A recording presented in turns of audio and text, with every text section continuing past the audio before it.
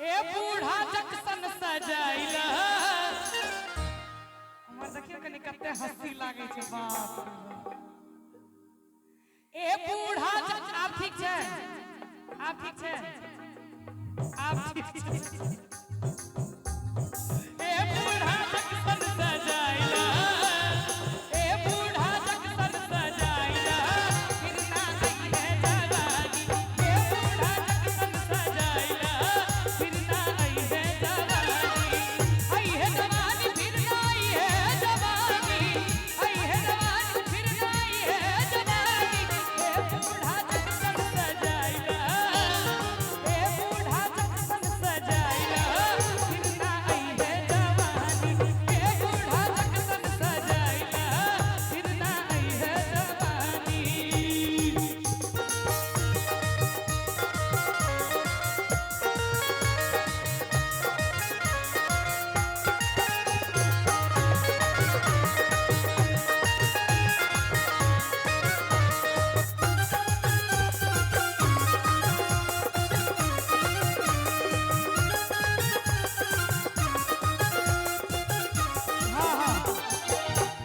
गालो जैसा गाल नहीं है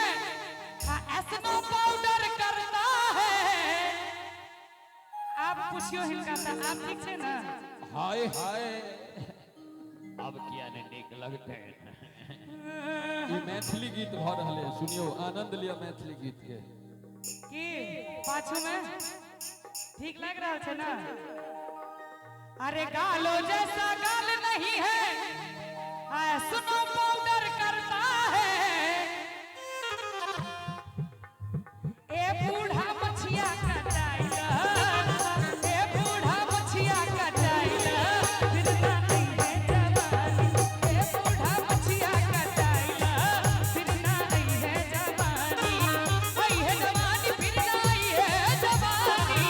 आई है जवानी फिर ना आई है जवानी ए बूढ़ा चश्मा लगाइला इहो बूढ़ छथिन पप्पा फूफा ए फूफा चश्मा लगाइला ए फूफा चश्मा लगाइला फिर ना आई है जवानी ए बूढ़ा चश्मा लगाइला फिर ना आई है जवानी ए बूढ़ा चश्मा लगाइला फिर ना आई है ए बूढ़ा चश्मा लगाइला फिर ना आई है जवानी ए बूढ़ा चश्मा लगाइला फिर ना आई है जवानी ए बूढ़ा चश्मा लगाइला फिर ना आई है जवानी ए बूढ़ा चश्मा लगाइला फिर ना आई है जवानी